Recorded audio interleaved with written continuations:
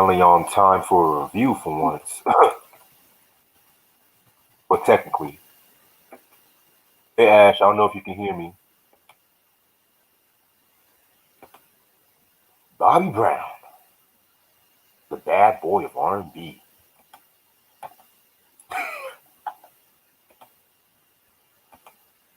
The bad boy of R&B.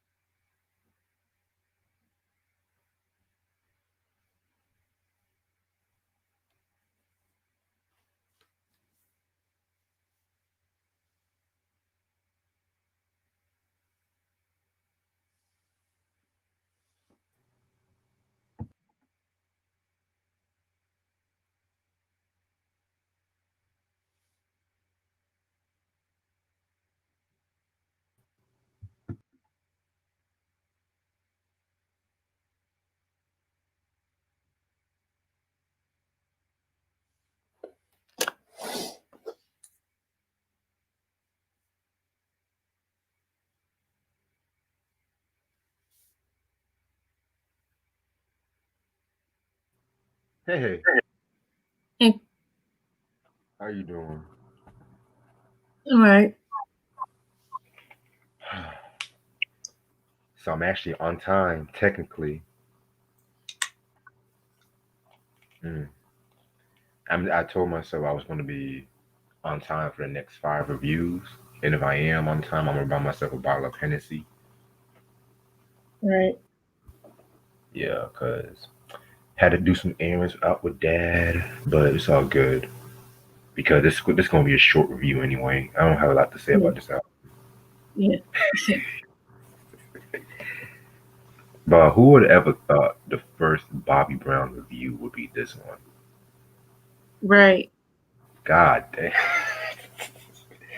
And I told myself, you heard me. I was never gonna touch this album, but for some odd reason, everybody wanted me to hear my opinion on this.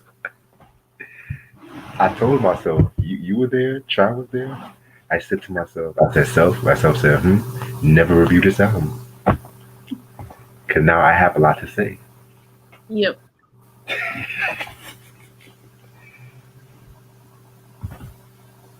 Mm. I wonder if Bobby always goes back and say to himself, dang, what was I thinking when I was doing this? Shit. He dropped a new album too. Really? Yeah, I saw on Spotify. Spotify, he dropped a new album. When? Hold on, let me check.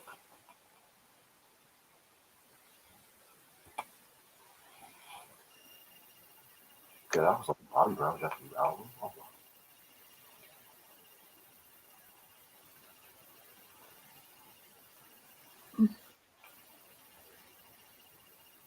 2020.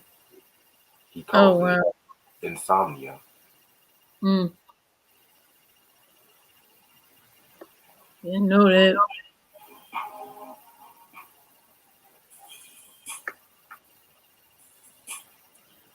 Kind of like who isn't dropping I an don't even album think now? this is I the. mean, it's him and Ralph and I don't even think this is Bobby because it's all instrumentals. oh. Never mind. Oops. Mm.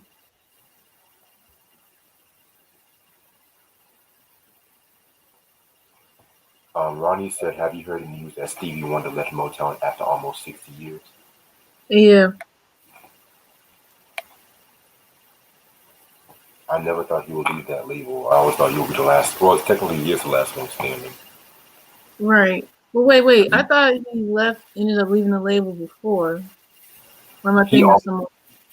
he almost did though. Oh, Back in the '70s. okay. Yeah, but low key though, even Barry Gordy retired. That's crazy, Yeah, and he founded the place. right? Like, how do you retire from the place that you founded, built from the ground up? And he did all them business ventures and shit. So Right.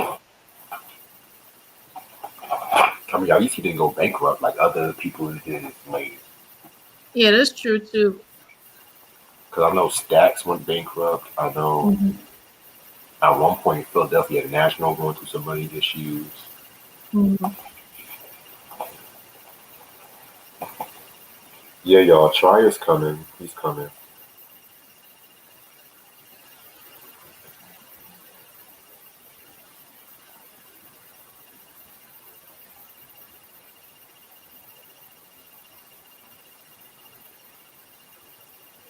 Yeah, when you sent me that, I was like, what?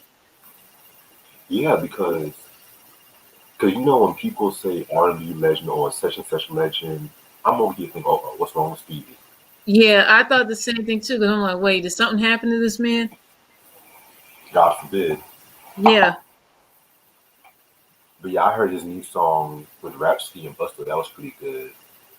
They say Oh, he has 12 new songs he's about to release. okay. I'm like, drop an album already, Stevie, please.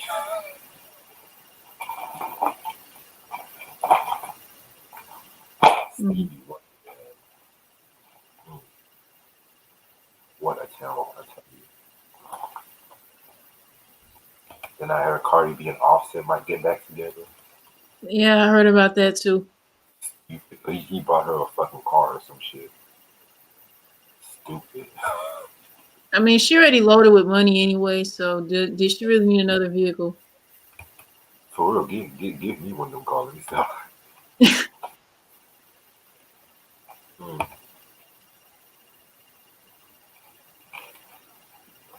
Culture.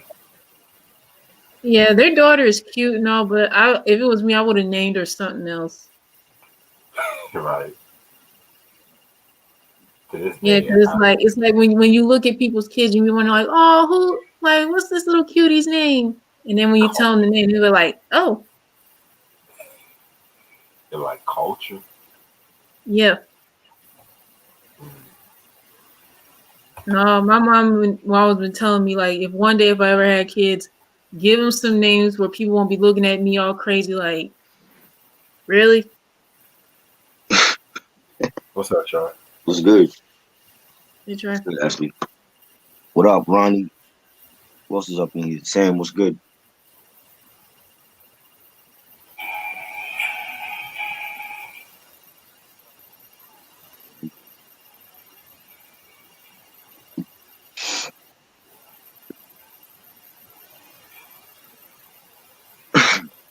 So, Try, we were talking about this fucking album and shit, like Oh Lord. Yeah, Body like Man. how we reviewing a Bobby Brown album and we're doing this one first. Why are we doing this one first? Yeah, Reg? yeah, That's what not I. not not not King of Stage, not Don't Yeah. Be Cruel, not Bobby. This. What's wrong with Reg, Joe? Like, I think you've been taking drugs today. What's going on with you, yo? No, Hold people on. been asking him to review this. Surprisingly, Really? This They review, want this this review? review is Y'all want this yes, review? This is going to yes. be They worse want it. than the Matter Black of fact, album. hold I'm on. telling you. Wow. Matter of fact, So you had a poll for this, and that's the album that won in the poll. yes. Wow. It was surprisingly. They winning Discipline was trash second album place. reviews. That's what they want. Yeah. The list was what Janet's Discipline and what else? Drew Hill's third album. What else? What else? Damn, I can't remember. It was a lot. It was a good amount, but That's crazy. Bro. That's crazy. I've been Janet thinking. Jackson's Discipline album is better than this album. I Yeah, agree. Wow. We just doing Hell, shitty reviews from now on. I see. hell, Jermaine Jackson's Dynamite is better than this album. Yes, that is a good album. That's a That is a that's a classic classic. compared to this album. Mm. It's a classic compared. Yo, his stardom was fading. Everything was fading. Yeah. Well, surprisingly, this album was not as bad as I thought it was, but it's still bad. Yeah. Yeah, you know Yeah, what? You know what? he's on drugs. The first time I listened to this album was when we did the discography breakdown of the guy's stuff last year.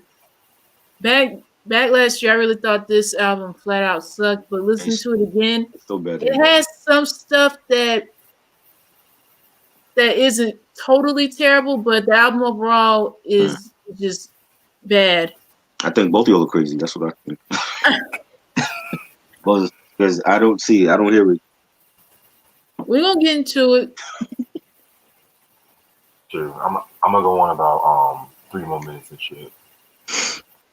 Yeah, because the first time I heard it back last year when we did the breakdown, I thought there only one song was good off this album, and that was it. But listening to it again, there's like a few others that I'm like, okay, some of them caught my attention, others didn't. I get my attention.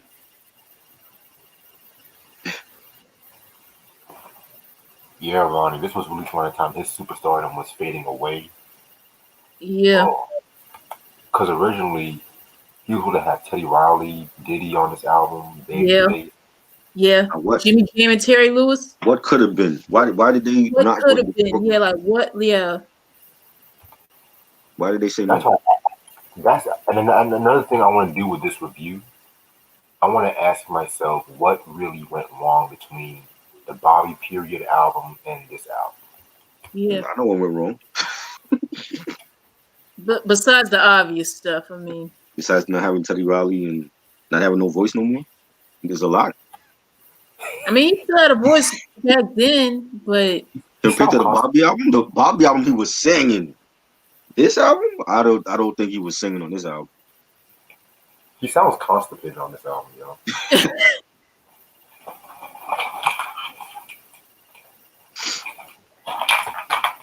Yo, once I plug my laptop charger in, everybody go in now. All right.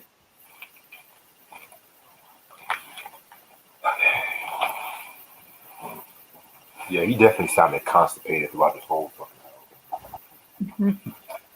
album. But this is what y'all wanted. Because if I can review this album, I can review anything at this point. Yeah. Okay. Laptop is charged. Yeah, and mind y'all, the people who watching, this is the same dude who reviewed that God off of Lil Zane album. Oh Lord, you did that? Which album? Wow. Lil Zane. People really ask for Lil Zane. People really ask for the Lil Zane. Yes. This is why you have 1.k subscribers for Lil Zane. What is? I mean, I need to start doing shitty album reviews then. If that's the case, maybe that's how I get to 1K. I got to start doing Vanilla Ice and shit like that. You know, up in review for stuff like this. I mean, wow. Yeah, because Reg, like I said, Reg had a list of R&B reviews that people, I guess, consider were trash and want him to talk about. This was on the list. Janet's Discipline album was on that list. And I forgot what else he had on that list, too. There were a couple of albums that were just... Yeah. Man. I don't even think I could do that. That would be a short album review. I don't think I could do that. Let's be glad this album only has 11 songs, so it's relatively short. So we gonna get through this. We did a double album last week that was one part was good, the other one was trash. Tyrese album last week. Okay, y'all ready? Yeah. You know what? I feel like this album deserves a special kind of intro like last week, but I'm just going to ask y'all a question. Why does every album that says Forever sucks? Well, mine is Forever My Lady. Almost every album that says Forever sucks. Even Chris Brown's Forever. You mean the song Forever? Yeah. I didn't hear that one. That was actually a good song. Okay. What album was that? That was the second one? Yeah, that was a bonus track from the exclusive album. Okay. Diddy Forever. Oh. Right. In the garbage. Yeah. But now this Forever, this is a special kind of trash, man. Like this is trash that smells so good to be trash. I mean, this is Bobby Brown's fourth album, the Bobby album. This was released in 1997 on MCA Records. It only came out with one single, Feeling Inside, and only guest appearance is Whitney Houston. Okay. Rest in peace to Whitney. All right. Producers include Derek Garrett and Fred Rosser, Derek D.O.A. Allen, Tim and Bob, Gerald Bellajoe. I don't know if I'm telling his last name right, but I don't give a fuck. And Victor Big Yam Merritt. All right. We pretty much talk about how we got into Bobby Brown. Yep. Did we? With a new edition, I guess. Yeah, with the new edition, discography breakdown and solo breakdown stuff. Yeah. Okay. All right. So I'm just gonna give like a quick rundown about who he is, I guess. Okay. So Bobby Brown, the king of R&B, the bad boy of R&B, Flash B, Mr. Whitney Houston, whatever you want to call him. He was born. He was born in Boston, Massachusetts, and he was very like influenced by like James Brown. He was very influenced by Michael Jackson. He got into singing, and his friends growing up was Mike Bivins and Ricky Bell, and so he joined New Edition in '81, and of course New Edition was very big around the early '80s. They came out with their debut album, Candy Girl, which that was a pretty solid album, Then they came out with a self-titled album, which I love that fucking album. That's like my favorite Bobby Brown New Edition album. Like Mr. Telephone Man, Cool It, that one joint with that the joint Bow Wow sample, the joint that Bow Wow sampled. Right. Y'all know. Yeah. Yeah. Thank you. And that album was very dope, very big album, and so pretty much this was around the time when tensions around the group started happening due to like money issues because they fully was not getting paid right by the label, and then Bobby kind of grew jealous that he had a David Ruffin syndrome. Let's just say that. But he was jealous that Ralph was saying all his leads and stuff like that. And so in certain performances, he would just step out of position and improvise on stage, and that kind of caught a lot of people off guard when it came to New Edition. And then they came out with the '86 album and shit like that, which was called '84 album, the All for Love album. And that was actually the last album that he was in because he actually got fired from New Edition around '85. Well, voted out, excuse me. And so it got to the point that even like Ralph was against him leaving the group. And so he started his solo career, on the same label. He came out with the album King of Stage, which I know a lot of fans like the album, but I'm not a huge fan of that album. I'd rather listen to that than this, but I don't have the control or the power. I guess because it sounds more like a New Edition album, like Girlfriend. I did like Girl Next Door, but I mostly like the remix of that one. And so he ended up meeting Babyface, Teddy Riley, and the rest is history because the next year No. 2 years later, he dropped the "Don't Be Cool" joint, which that album right there. Oh my god, it's so fucking sick. Like he definitely did his thing on that album. It was the best selling album of '89. It was sweeping the American Music Awards. It got him a Grammy for Every Little Step.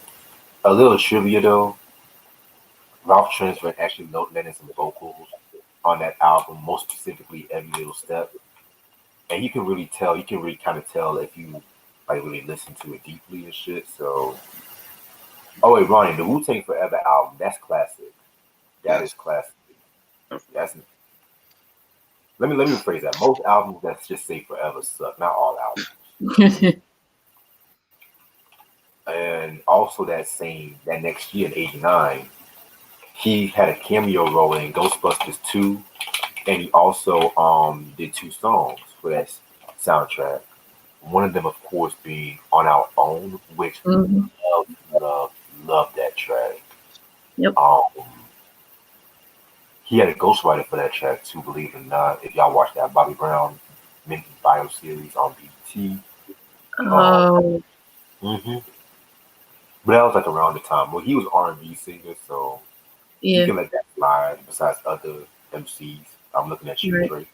But then that same year in '89, he dropped the "Dance and Know It" album, which was like a remix album that was very big in the UK. And around 1990, he had a couple of projects he was working on. Like he had an album with Large Professor that was shelved, which that's crazy. Because Large Professor said that in an interview. And he dropped this one song. I thought it was a couple of songs he was doing for him.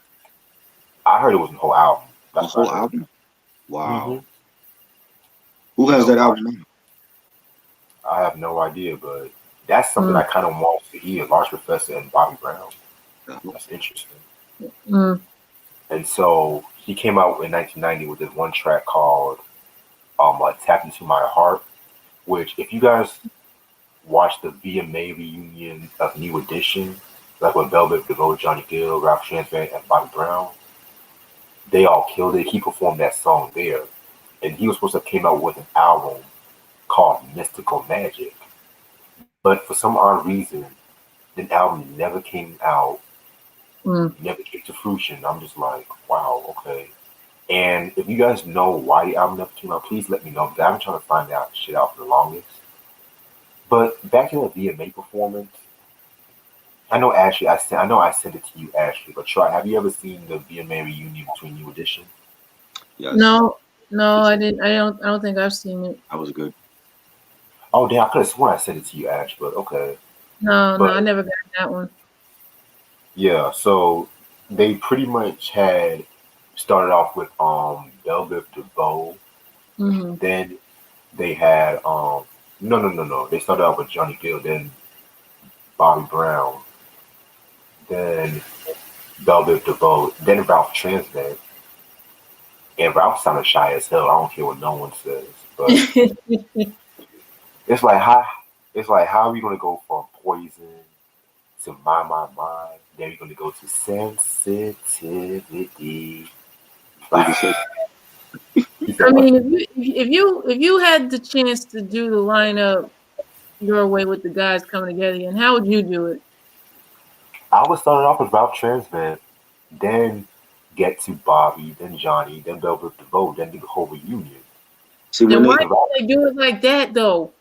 When I saw them on the tour, they came out all together, and then they break off and they do their separate thing at some point during the show. So it'll be like BBD first, but BBD they'll save Poison for last. So they'll do like I Thought It Was Me first, and then they might do She's Dope and Do Me, and then they'll break off, and then Ralph will come on stage and he'll do. No, actually, it was when they broke off. It was I think it was Bobby Brown did his stuff first. He did On My Own first, and then he did his other stuff, and then he left, and then Ralph came on, and then it was Johnny, and then BBD came on. But they saved Poison for last, because they saved that for last, like when they do like Can You Stand the Rain, because that's like considered one of like their signature hit. Yeah. So they'll come back on as BBD last, and then they'll do Poison last. Shit. Huh. That's just as bad as when the Soul Train Awards tried to honor the OJs in 2003, and that was bad. Like y'all went from Cry Together, then y'all go for Money, Money, Money. I'm like, come on. But anyway, so around this time in the late 80s, Bobby was pretty much, he was getting in trouble with the law too.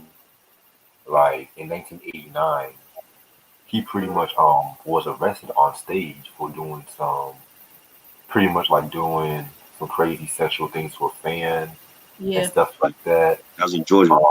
Yeah. Georgia, yeah. Yeah, I remember that. Yeah, he talked about it in his book, and I read Bobby's book. That was on the news. That was like a major thing. Like, he got arrested in Georgia for that. Mm-hmm. Yeah, man. Didn't he sue Georgia too? Yeah, and he ended up having living down there. He had a house down there. Yeah. Yeah, Yep. he ended up living in Atlanta. Yep. For a number of years, yeah. Mm-hmm. That's Bobby, man. That's Bobby. All right. Then in 1990, his brother Tommy was arrested, and he was charged with disorderly conduct and whatnot. What else? What else? Damn, it's like a lot of shit he was going through. But the most crucial moment in his career happened in '89 when he met Whitney Houston and whatnot, and they had a courtship. They were friends, but then they didn't come into a romance until '91. Then in 1992, they got married in '92, and ironically, um, according to Bobby, he said that Whitney introduced him to cocaine before their wedding, which I don't believe that shit. I don't think I believe that. Well, you know what? It's funny you mentioned that because there was a chapter in Bobby's book, and he was talking about like how he met Whitney, how their relationship was when they were dating, and then of course getting to the marriage and stuff like that. It's all in his book. What's the book called? Hang on, let me get it. I got it in my room. Hold on. Okay. And while she's doing that, 1992 came the Bobby album, which, in my opinion, that's maybe my favorite album from Bobby Brown. I see. Humping Around. If it ain't good enough, I'll work hard. I want to say Two Can Play That Game was on that album. Yeah, Here's the book. I didn't care for the Something in Common song. Oh, okay, bad. Got you. I definitely gotta check that book out. Yeah. I got done reading it like I want to say at least 2 weeks ago. You said about 2 weeks ago? Mm-hmm. Okay, bad. Yeah. For anyone who's wondering, Bobby's book is called Every Little Step My Story. Shoot. So yeah, Every Little Step. Definitely gotta get that book one day. But yeah, the Bobby album, that was another big album back in '92, '93. But the Yep. sales was not really as strong as Every Little Step. And so it was also around that time too that he also became a father to Bobby Christina. Mm-hmm. And he's kind of took a break from the music industry because he was married and he wanted to be a father and whatnot. And so, and mind you, that was not his only kid, by the way. So yeah, with Whitney, yeah.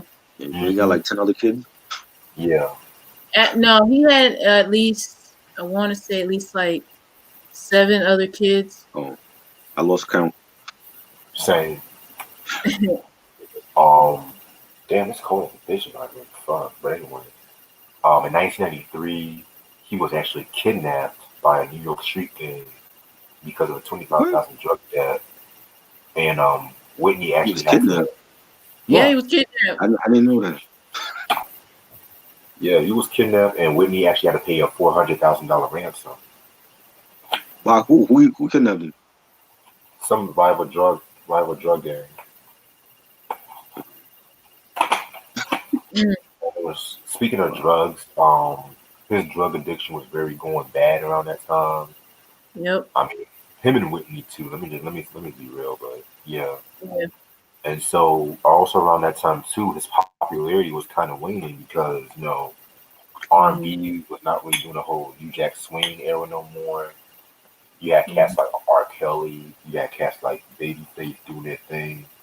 Of Yep. course, you your Boys to Men, and Bobby Brown kind of like pushed to the sidelines. Matter of fact, the whole New Edition got pushed to the sidelines and shit. So they came out with the Home Again album, which very very dope. That's like my second favorite New Edition album, maybe. Love that album.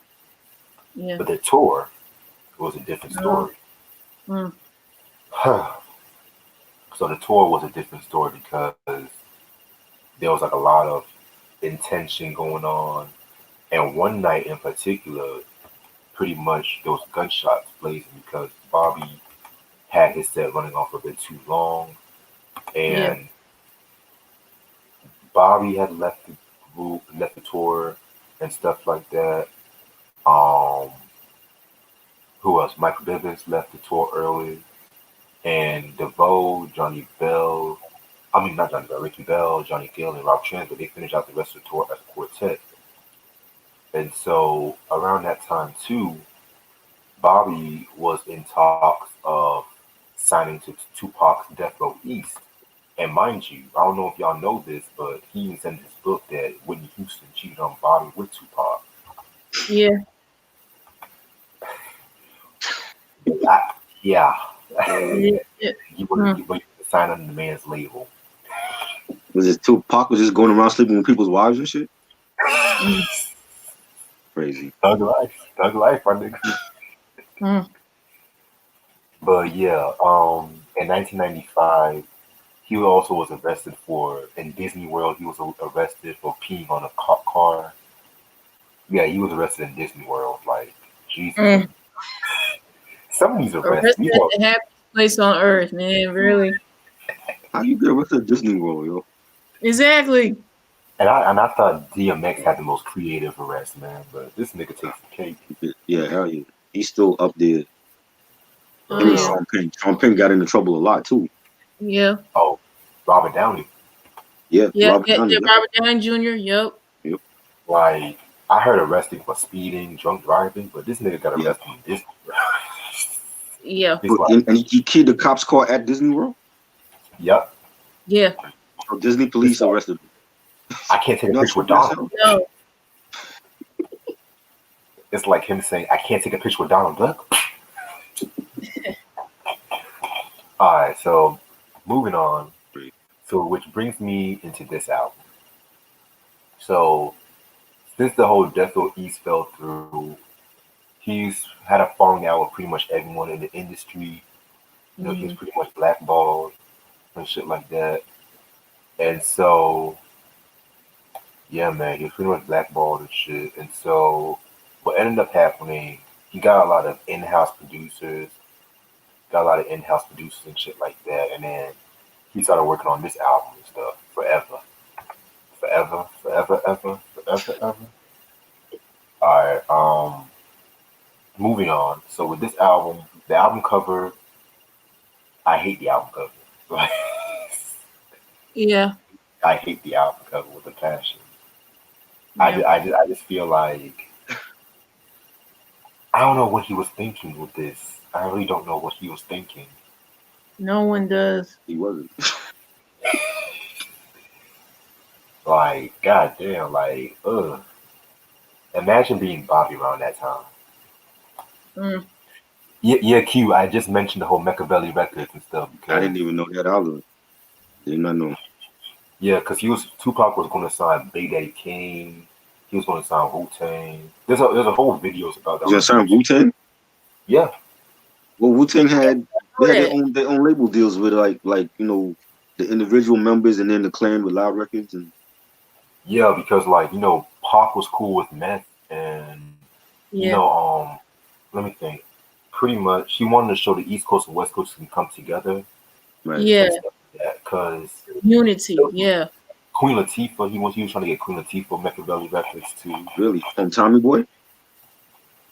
Yeah, because she been left Tommy Boy around that time. Oh, that's right. She was on Motown at that time, right? She was on Motown. Yeah. Right. Mm-hmm. Wow. Yeah, man. But of course, he got popped. R.I.P. Tupac. Yeah. So this album, 11 songs, thank God. 11 should have been an EP. Shit. I'm just grateful the songs are not long. That's all I'm grateful for because a lot of these bad albums they want to go for like 5 or 6 minutes or some shit. Yeah. All right, so track number 1, Nobody Does It Better, featuring Whitney Houston. This was pretty much a short cover of the Carly Simon song, but the way they did it, they made it into like a gospel song. I'm just like, don't try to trick us into this is a gospel album, please. And then you have Bobby chanting in the background while Whitney's. I'm like, oh my god, oh Jesus Christ, I'm already over this album. I'm already over this album. This is the intro.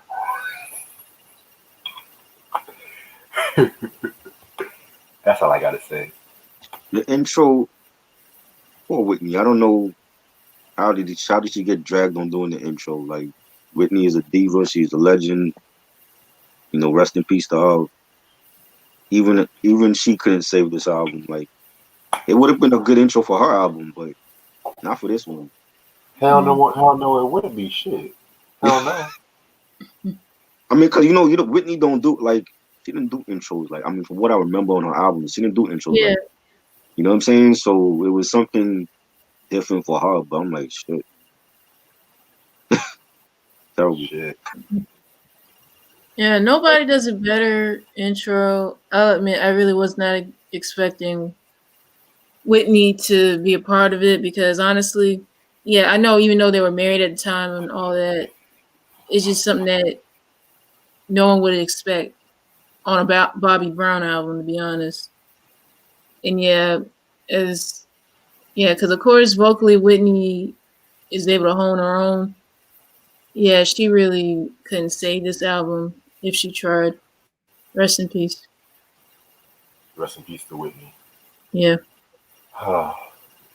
Well, we do got to talk about the Just Whitney album one day, if y'all want a trash review. But another one? Yeah, Just Whitney. If you want, I never liked the Just Whitney album. I'm just gonna keep it a buck, but I know some people. But I'm gonna say I never listened to that album. I never listened to that one. Sure. She had that one song, "Take Out the Shoes and Relax My Feet." Skip over that. Anyway, It's Still My Thing is the next song off this album. Mm-hmm. It's actually, dare I say, a pretty decent song. It has a very nice little mid-tempo R&B flavor to it. Bobby Brown's trying to pretty much saying he's still in charge, he's still running things up in this bitch, That's what I got from it. Nothing really to it. Anyway. Nope. What's the name of the song again? It's Still My Thing. No, it's not your thing anymore. By that time, it was already R. Kelly's thing, and Usher and everybody else that was out of that song. I didn't care for it. Hell, John B had more of a thing. John B, exactly. Underrated. Right. Yeah. It's Still My Thing. Even though the beat was good and everything, overall, I feel like this song was like a very poor attempt at I feel like this was like a poor version of My Prerogative. Like we already knew when he was singing when he did that. Now that was a hit, but this right here, I didn't care for this song here. It's Still My Thing. No. All right, so damn, we're gonna get into Feeling Inside. Mm-hmm. Oh, I hate this fucking song. What? I hate this fucking song. Oh my god, this is when I said the constipated Bobby singing. Ugh. And then the video was what really solidified it with all the weird faces. I remember that video. Oh my god, that was so awful. Then you had a Whitney playing some Yeah, psychiatrist. we had Whitney in the video as, I guess, the psychiatrist. I'm like, oh, Whitney, how far you have fallen around that. But, no, let me stop because I did like the My Love Is Your Love album. Let me stop. Yeah, that was a good album. Mm-hmm. But still, she gives a new definition to standing by your man. Hey, they put up with each other from 92 to 07. Like, who you know we're gonna stay married that long? Will and Jada. Right. Mm. Well, I'm going in tonight. Yeah. But that's all I have to say about Feeling Inside. I just don't know what to think about this.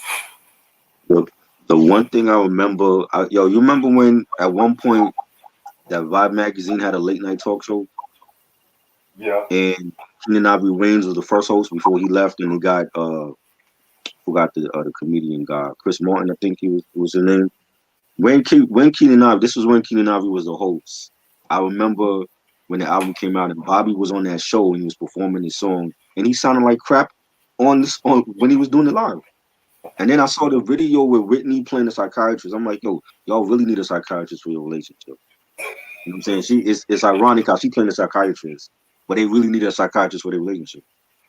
You know, and nah, I didn't care for it. But at this point, he was already done. You could hear it in his voice, like his voice was gone from all the drugs and the liquor, and I didn't care for it. Yeah, I agree. As surprised as I am knowing that this was the only single off this album, Feeling Inside, it wasn't entirely terrible to me. Okay. Even though I don't like that video, though. That video sucked.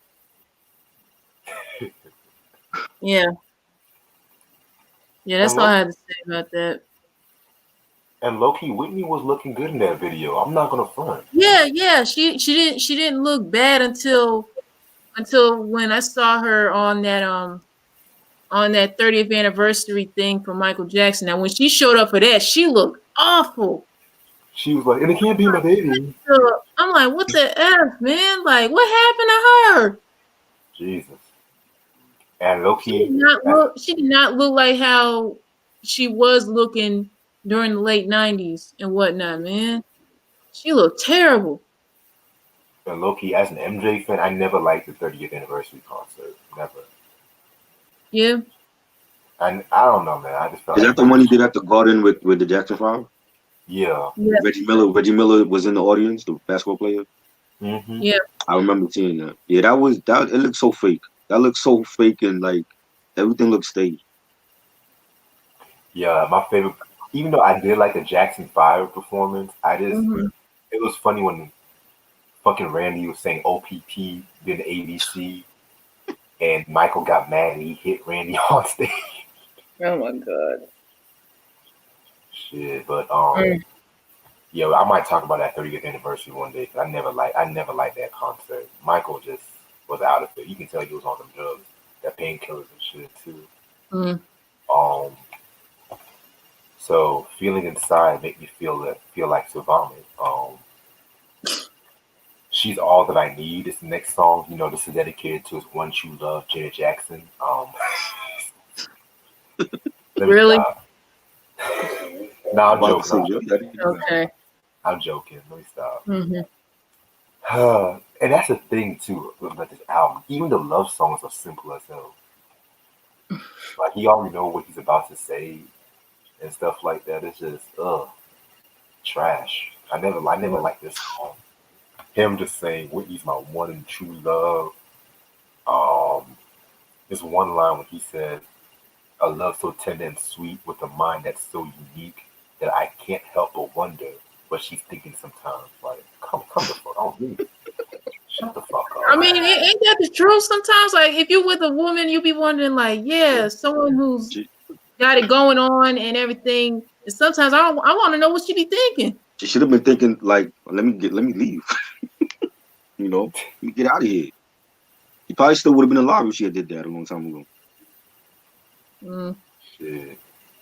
all I'm just saying is this: like, I don't mind simple love songs because Yeah. hell, even Babyface might make a simple love song once in a while, but Yeah. make that shit nice though. Because this shit is trash. I'm sorry, I'm not even trying to be funny no more. Mm. When you gotta make a song, like, see, this song reminded me of like Humping Around when he had to make that song to respond to the media and about how he's not, cheating on Whitney. If you gotta make a song claiming that you love your wife, then you don't love your wife. You're doing dirt behind her back, and you know what I mean. I just thought it was unnecessary. Like, even if y'all had problems and the media put it out there, you don't need to respond to the media. That's something that y'all handle behind closed doors. And I just feel like he was trying to prove something with that song. I didn't get it. Like how we talked about the Tyrese album, where he Right, had that one song about how he's not gonna do no side chicks and stuff like that. right, I was Yeah. like exactly. Tyrese convinced himself. Yeah. Or he wants a side piece, but he's letting giving her his black card. Like, why? She's a side I piece. You don't don't know. give her the black card. Right. You know. Yeah. All right, so y'all said what we have to say. Yep. No. I'll Okay. say what I'm gonna say. Actually, was gonna say it's whack. She's all I need. Yeah, I'll admit. Yeah, this song right here, like, even though lyrically it was god awful, I feel like, okay, if, like, even though him and Whitney were going through their stuff and all these other problems, this, that, and the third, you really don't need to put a song out to prove to the world that, yeah, you still in love with your wife. Just She don't fall for that stuff. I mean, the media's gonna put out what they're gonna put out anyway, because a lot of the times it's just filled with a bunch of lies or whatever, or insinuating stuff that's not true. They don't know the full length of the story that's going on between them, because it was their marriage, their relationship, not their relationship and the world. And yeah, I get where Bobby was coming from, but he didn't have to prove anything. right. Like you never heard Jay-Z do 10,000 love songs to Beyonce or No, vice versa. Hell, the closer we ever got for that is Lemonade and the 444 album. That's right. it. Shit. Um. Jesus Christ. My place. Um. Decent. That's all I have to say. I don't even know what the hell he was talking about. His own place, walking around. I don't know. That's what well, you know what? When I heard my place, I kind of got an impression of that he was talking about his house and whatnot, talking about all the, this, that, and the third. That's what I got out of it. Damn, I like it. Terrible, terrible song. How Yeah, fast? I didn't care for this song either. Shit. So I take it we all think it's terrible. Yep. Yep. All right. Next track. Been around the world. Believe it or not, if I had to pick a favorite song, this might be it. Believe it or not, if I had to pick a favorite song, and mostly had to do with that beat though, because that beat Yeah. definitely had very G funk kind of sound. Tim and Bob, Right. who I've mentioned sporadically on this channel, they did their thing Mhm. on this one. Just what I got from this is like another love song to Whitney, about how he's on tour, missing Whitney, but at the same time he's screwing around with all these other females. Right. That's what I got from it. This one was actually decent. I like the beat, by Tim and Bob, and he sounded decent on this song. I don't know why. He just sounded decent, you know. I mean, compared to the other stuff we talked about already, he sounded decent on one song, but that was it. Yeah, I'll admit, Been Around the World, I like it. I like it a lot. I feel like, yeah, he does, I guess, in a sense, talking about, yeah, he's traveled everywhere around the globe, and it's just like no matter how many times he goes to place to place to place, his wife is always on his mind. That's what I got out of it. Right, like I said before, we've heard songs like this before. Yep. Yeah. Matter of fact, I'm gonna catch up with y'all 'cause I gotta call my grandma before she goes to bed and stuff. Okay. In other words, I'm taking a break from the trash. Track 7, Give It Up. That was whack. Did not like it. I ain't like nothing about it. Give It Up. The only thing I liked about it was that beat. Overall, the song just it was to me, I felt like that song was like all over the place. Like one hand, like the chorus when it came on, it had a sense of a little bit catchy, but not the good kind. So catchy that it's bad. Track 8. Well, what's the name of track? I didn't even write down all the track the Track title. 8, Happy Days. Didn't like that. Whack. Yeah, I'll admit I did not like Happy Days either. I don't know. Either it was like way too sentimental for me or just way too cheesy. Way too happy. That's what it sounded like. I mean, if you have a song titled Happy Days, I mean, yeah, you're going to come across as either being too perky or too happy or just too much or just being cheesy. So in this case, all the above. When has Bobby ever sounded happy in his life? That I can't remember that one song where he sounded happy. Good question. I don't know. You know? Nah, that's just not I didn't care for it. Track 9 is what's track 9? Track 9 is Forever. The title track. Didn't like it. Yeah, the album track. didn't like it. Nope. I had mixed feelings about Forever, the title track Forever.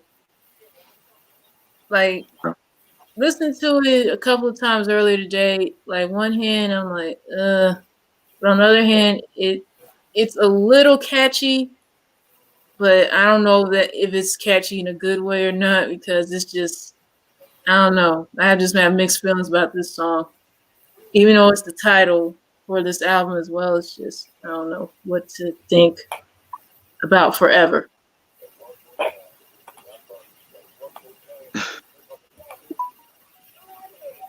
Alright, so I'm gonna just catch up and shit.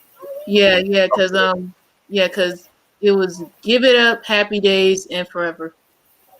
Damn, y'all went fast. Okay. Yeah. Nothing to say. Not really not much to say. Give It Up. I don't care for this track. It definitely sounds like something that could have been given to somebody like Gerald Levert or somebody. He would have done wonders. Happy Days, man. I mean, it's not a bad song, but I've heard it a couple of times before by other people. And like I said, these songs could have been better by a lot of other people because the beats, the songwriting, you know how it is. It could have been a lot of things. Production, songwriters, everything. Shit. Right. Forever. Yeah. You know, I didn't write no notes for Forever because I don't know what the fuck to think about this track. That's the same thing I just said. I have mixed feelings about it. I don't know what to really think about Forever. Shit. But yeah, so I take it that we all passed Forever? More or less. Jeez. Okay, damn. I'm happy that the album's almost over now. Okay. Yeah, we got 2 more songs. Yeah, let's get it. Yeah. Whew. Sunday Afternoon. Now this is a song. It has a Bone Thugs and Harmony vibe. Like, really? I don't know, the beat reminds me of something Bone Thugs would have done on the Art of War album, but I didn't hear that. I didn't get that impression. Y'all didn't? Nope. Oh man, maybe it's just me, maybe. Damn, I try to give a couple, but I actually did like this song. This should have been a single. If this was a single for the album, it might have been a little bit better. Just having like a full video, an afternoon cookout, you chilling and stuff like that. This could have been a fucking single. I take it y'all don't agree with me, but I'll say what I gotta say. I'm gonna let Try go before I say what I'm gonna say. I didn't like it. I didn't hear Bone Thugs at all. You heard Bone Thugs in here. Wow, I didn't hear that. I didn't care for it. Okay. Okay. Sunday afternoon. What I got out of it, I got the impression of him having just a very chill day, and I like part the fact that he referencing his children because I mean, yeah, he's a family man. He referenced about his 2 daughters and 2 sons at the time. Of course, that lets you know that he loves his kids. He always will love his kids and all that. It just gives you like the vibe of just having a fun, chill Sunday afternoon at a park somewhere Right. with your family if you got them, and just having no worries. That's what I got out of it. I see what you're saying. Yeah.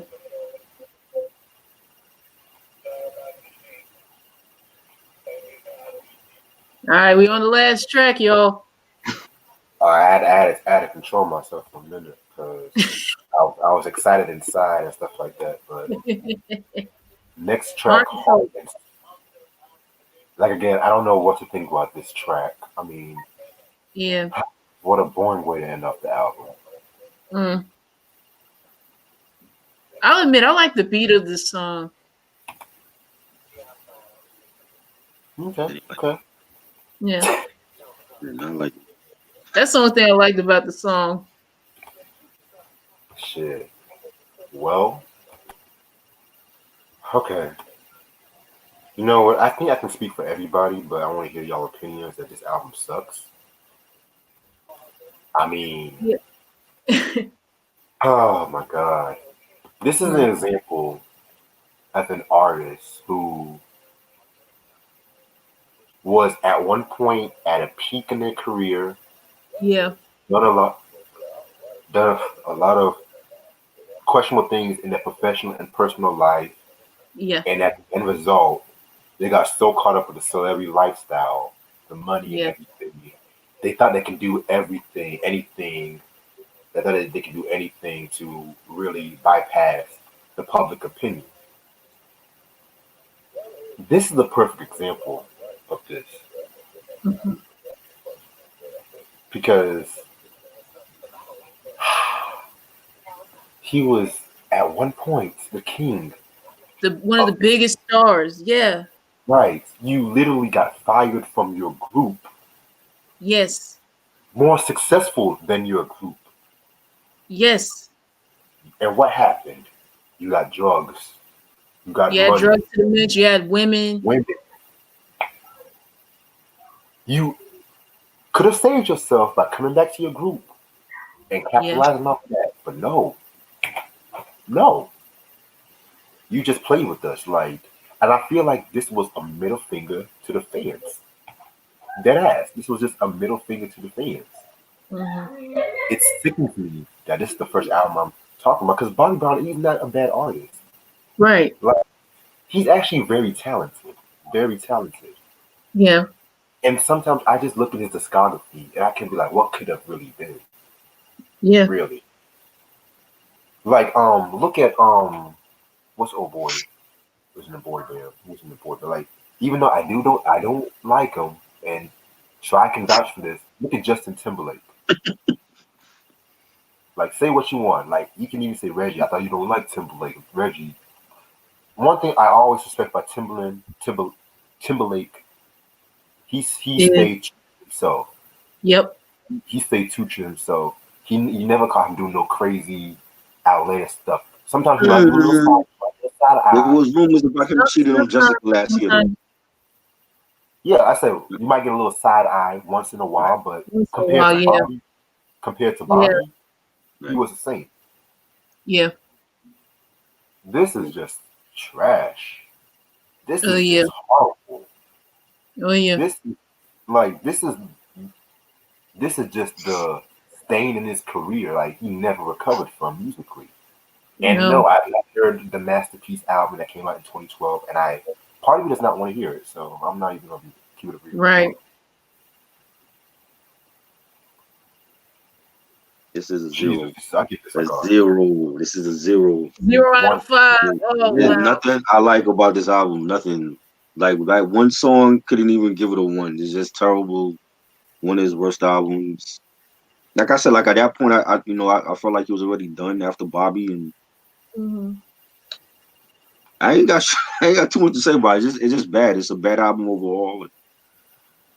Oh man, what he used to be. He was great at one point. He was the king of R&B at one point before R. Kelly and Usher came in, and everybody else. But nah, man, he saved his. He still has he's still a legend to me. He still saved his career with the Don't Be Cruel album and the Bobby album alone. Those two are like his best in his discography, and Don't Be Cool especially. Like like he you in the Hall of Fame with New Edition. You know what I'm saying? That's a Hall of Fame group. So, but this album is just bad, man. Like I don't like nothing about this album. Yeah, I'll admit, this man went from being a part of New Edition to going solo. Had a little bit of a rough start in his solo career, but when he dropped his second and third album, he was at the top of the charts. He was big, but like a few years later on when he did this one, yeah, it does make you wonder what was going through his thought process. What exactly did he really do to alienate every other potential producer he could have worked with to make this album 100 times better than what it was? Because if you would have had Babyface, Diddy, Teddy Riley, Jimmy Jam, and Terry Lewis in your corner, you're bound to have hits for days that will surpass the test of time. But that didn't happen. That wasn't the case. Yeah, Forever is just flat out disappointing.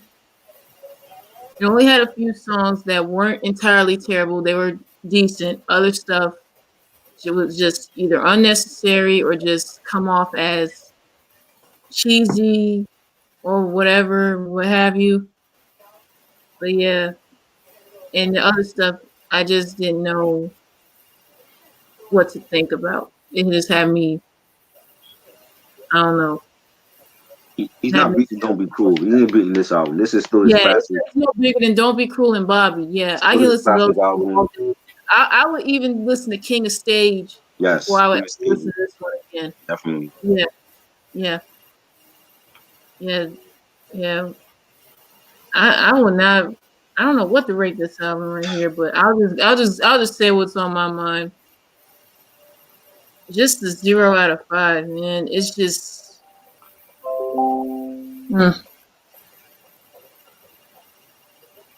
I was mentioning this to Reg earlier. I bet Bobby goes be wondering sometimes, like, dang, what was I really thinking when I did this album here? I could have done so much better than this.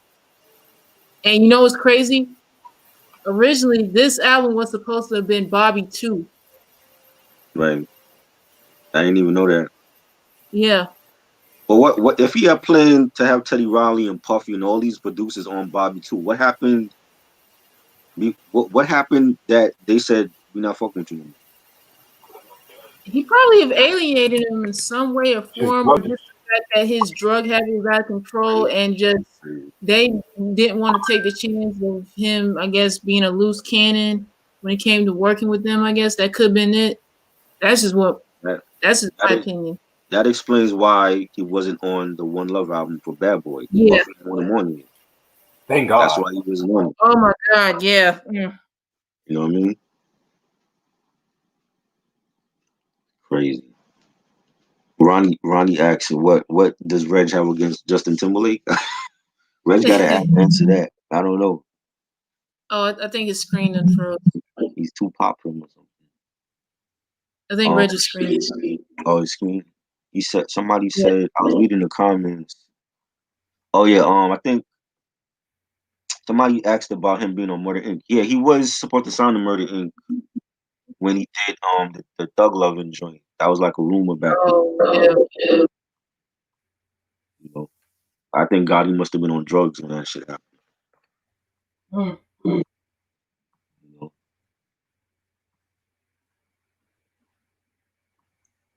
Happy birthday, Eminem. Yeah.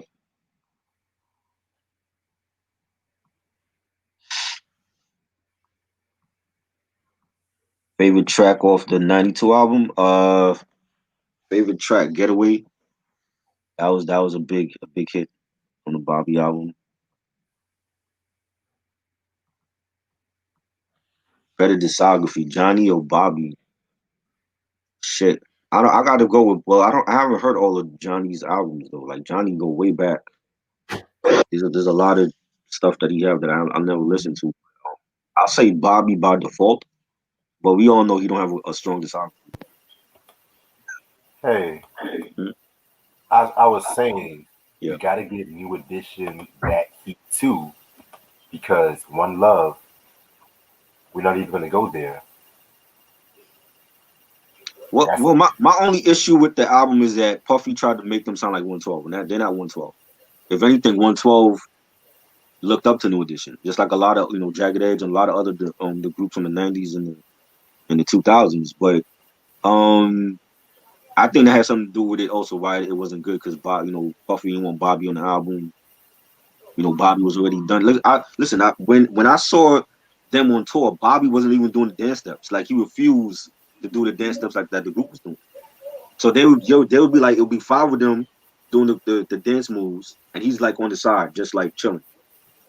And that was like in 2014. So you know what I mean? There's always been like an issue with him in the group and him wanting to be the leader. And like, why should you be the leader and you don't even want to do the steps?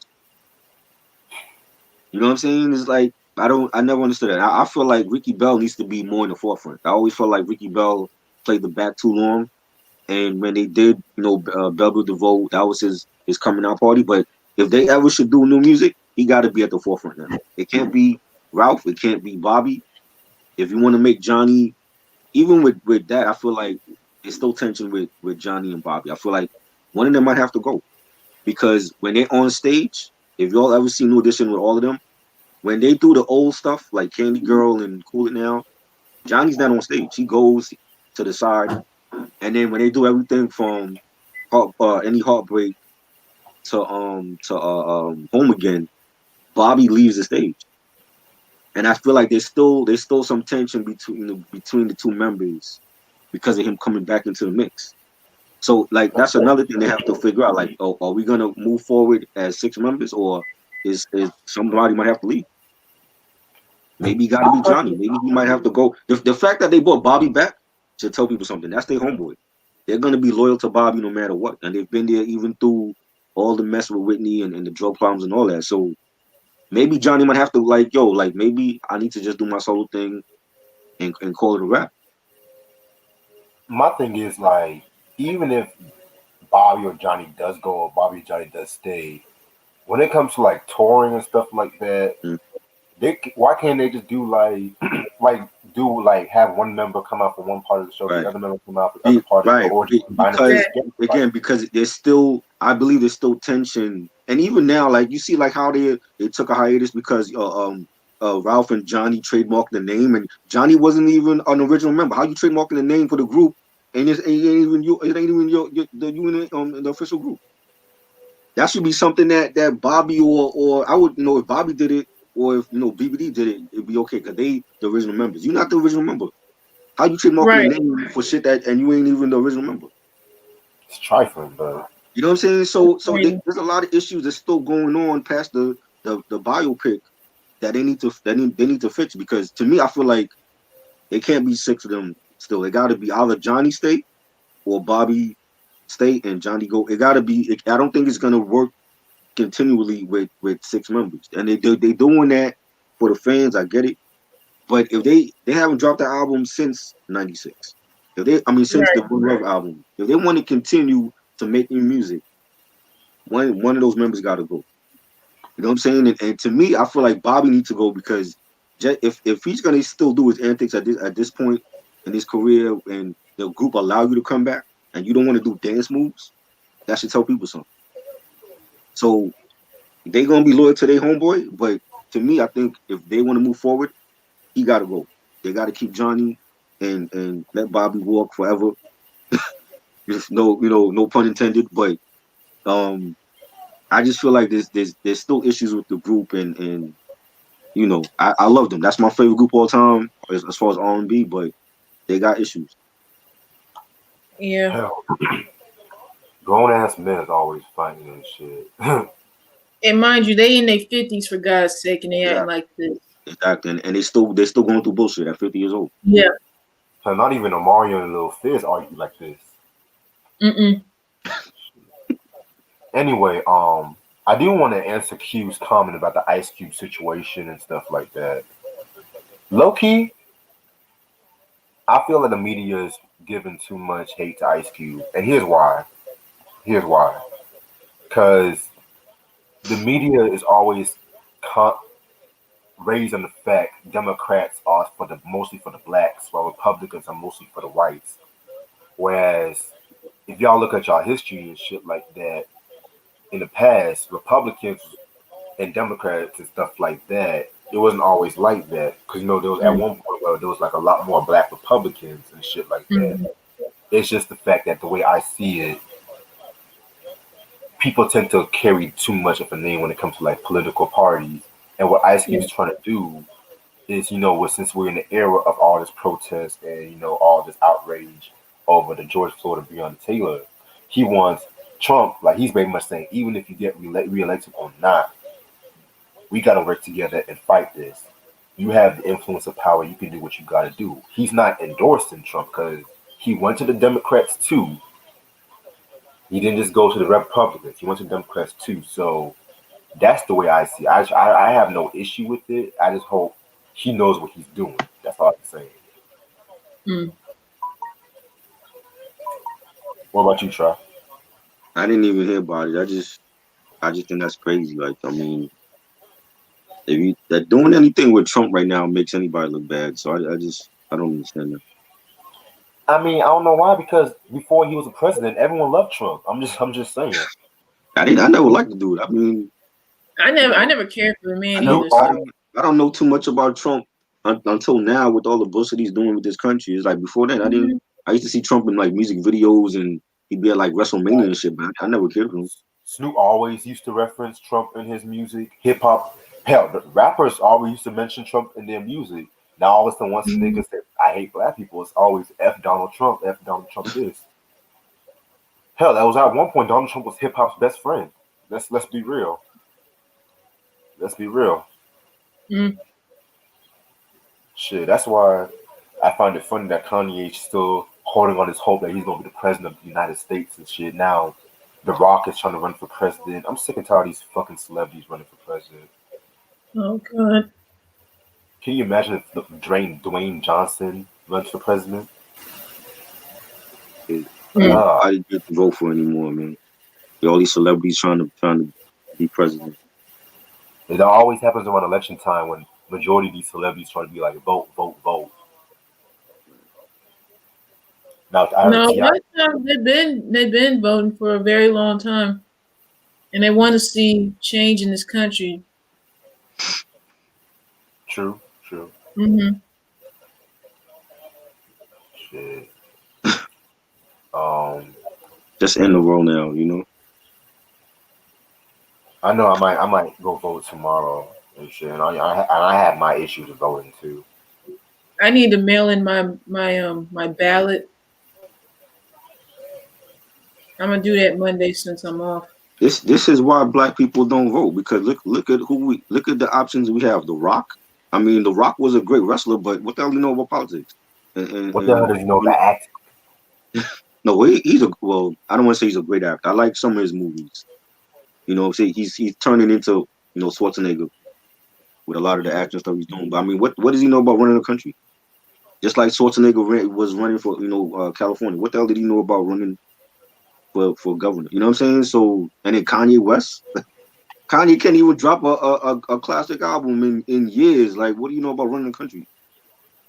So this is what turns off, the community from voting. It's like I don't blame them when they say, "Well, I'm not voting for what." But just look at the options we got. You got Trump, you got Kanye. I wouldn't vote for none of them. You know, Shit, I might run for president. Shit. vote for Reg. That's the only time I would vote. If you running Shit. against Trump and all these other idiots, you know, Mm. So What time is it? I'm gonna stay on for about 5 more minutes. Um, so I know somebody was talking about Relapse, Eminem's Relapse album and shit. I actually Like, like that album. I like it too, minus the fucking Jamaican accents and shit.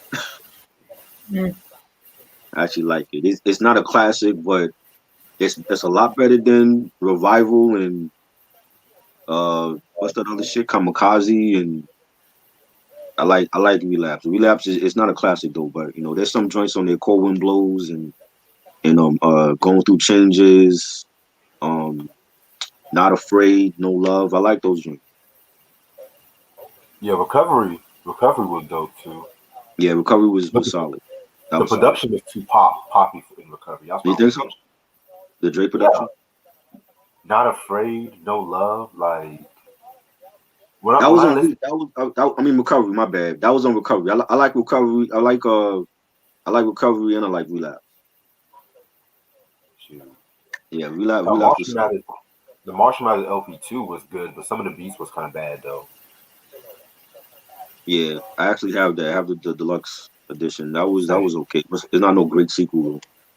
Hell, it's a good sequel, not a great sequel. It's a good sequel. You think it's good? Yeah, Uh, like I it's think the it's. flaw. It's flawed, but it's good. mm, I don't It's know good. about good. Rap God. To this day, Rap God is one of his most unique I like songs. Rap God. See, I don't like Rap God.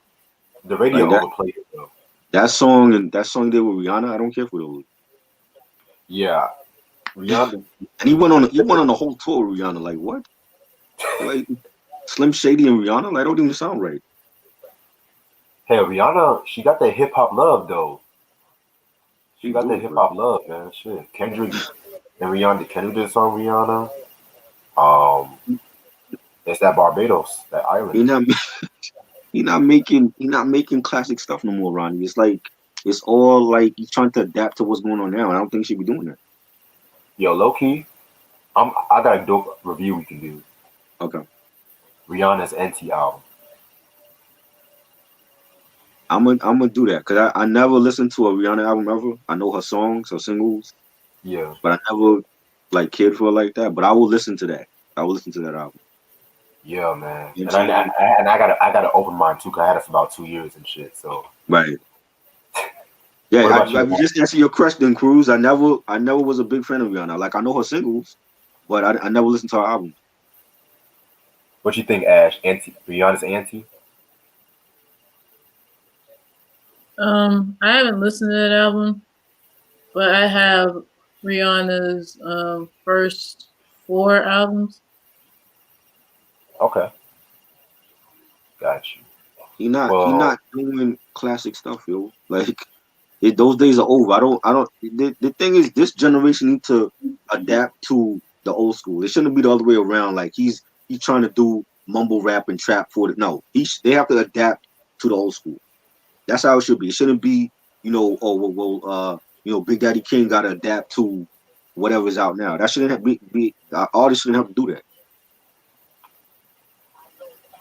You know what I'm saying? Can you imagine like Led Zeppelin? Like if Led Zeppelin was trying to do whatever is hot now with these bands or whatever they do. A lot of bands like Maroon 5 and 30 Seconds to Mars changed their sound just to adapt with the times, and it infuriated their fans.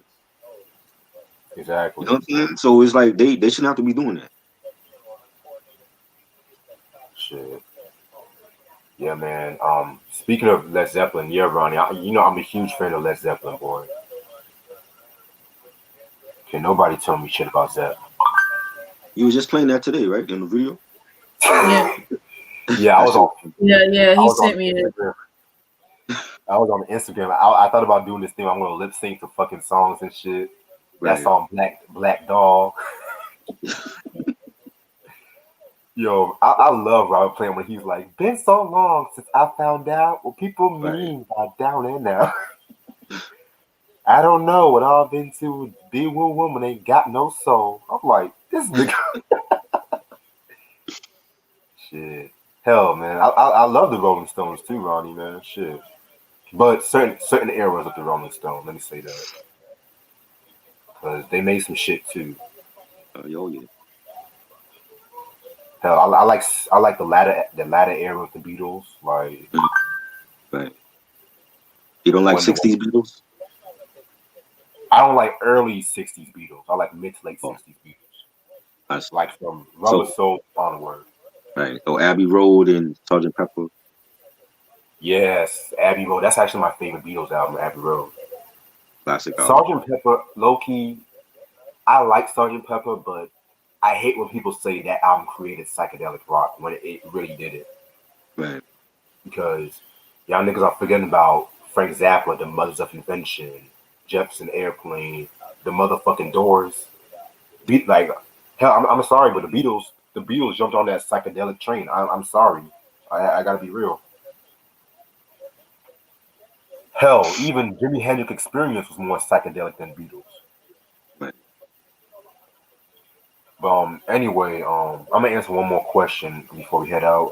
Favorite Rick James protege? Oh, that's easy. Tina Marie.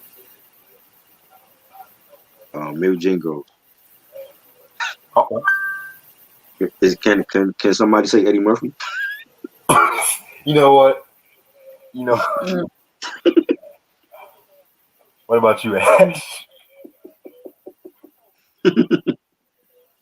I was gonna say Tina Marie. Okay. I bet. Well, all right, y'all. Well, I'm about to end off the video for tonight because I gotta get back on some homework and shit. Few announcements. So tomorrow is the long-awaited De La Soul breakdown. What me and Try are gonna do. Definitely excited for that one. Yes, I really cannot wait for that one, bro. I really cannot wait. I'm gonna try to have this beef episode straightened out by tomorrow because I'm gonna try to send out this last piece. If not, then I'll just take all the music out altogether, which kind of sucks because there's all these other How, YouTubers. how many seconds you have for each music clip? About 20 to 30 seconds. Yeah, you got to shorten it because like from what I was told from other bloggers, when you use like a music, it got to be like at least 15 seconds. Because if it's longer, then you can get sued by the artist. All right, man. Because there's all these other YouTubers that they have their fucking music played in the Right, whole background and all right. throughout the whole video, but for some odd But reason they all but take see, it up. like you have like a huge following now. Like somebody for me, I could probably get away with it. But you got a huge following now, so they're gonna start monitoring, the bigger channels. True. Anyway, so I'm gonna try to have that beef episode straightened out by tonight or tomorrow because I really want that episode to be released because Right. that took me hours, days, weeks of research. Man, but anyway, Yeah. also definitely gonna try to have the 3-6 Mafia Mystic Styles review. That's gonna probably be pre-recorded, and I'm gonna definitely talk to y'all about it in the All future. right. Cool. And the birthday special, I really cannot wait for that. Y'all get your questions ready. It does not always have to be music questions. Y'all can ask me some weird ass questions. But keep it appropriate. I don't want no creepy questions like what color underwear I wear. If you're a dude though. If you're a female, I don't mind saying that, but I'll probably DM you female, but still. Yeah. Um, yeah, man. And then like I mentioned before, I'm gonna try to do the review on Rihanna's NT album this week, maybe. Well, I'll give y'all a final answer by tomorrow afternoon. All right. And if y'all really want to listen to some tracks, this is the Bobby Brown Forever album. Check this album out at your own risk. And as y'all usual, y'all can follow me on Instagram at RealReg1. Follow me on Twitter at RealReg1. Instagram, excuse me, at MCRegMusic. Donate to the Patreon if y'all want some ideas. And I will see y'all tomorrow. Hope y'all have a good night. Peace. Peace. Peace.